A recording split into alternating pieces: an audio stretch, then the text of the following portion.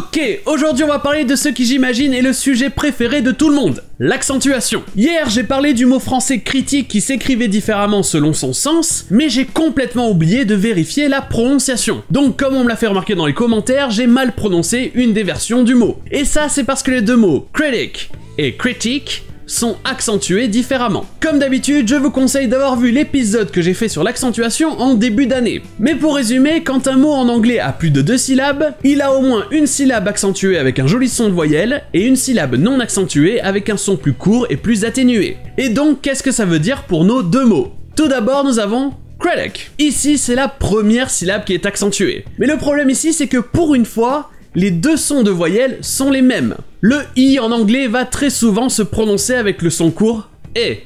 C'est le I que vous trouverez par exemple dans lip, rabbit ou history. Et comme dans les mots que je vous ai montrés, c'est des fois dans les syllabes accentuées et des fois dans les syllabes non accentuées. C'est en fait un peu l'exception à la règle qui la rend plus compliquée. C'est pour ça que j'évitais d'en parler avant. Donc dans le mot critic, la première syllabe est accentuée, mais les deux sons de voyelle c'est le son E. Critic. Yeah, that's... Listen, you are great. That's a critic. This is something you're gonna have to get used to.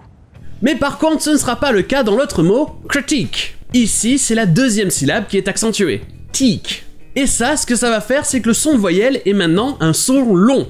Avant, c'était le son court E. Maintenant, c'est le son long I. Comme quand vous avez deux E en anglais. Comme par exemple dans meet ou encore feel. I. Mais le truc intéressant, c'est qu'en anglais, le I n'a jamais ce son. Mais pourtant, ce son-là, I, c'est le son du I en français, je suis en train de le dire, I. Et comme le mot critique, avec QE, ça vient directement du français, eh bien on utilise le son du I en français. Mais ça, seulement pour la deuxième voyelle. La première voyelle a toujours le son court I non accentué qu'il y a en anglais. Critique. Et d'ailleurs, on a vu la même chose hier avec le mot façade. Nous avons la deuxième syllabe accentuée qui a le son du A en français, A, façade, alors que la première syllabe a le son non accentué du A en anglais qui est E, façade. Ici, c'est la même accentuation que le mot critique, façade, critique. Et d'ailleurs, on a parlé d'un autre mot avec cette même accentuation et qui a aussi le I qui se prononce comme le I en français. C'est le mot petite.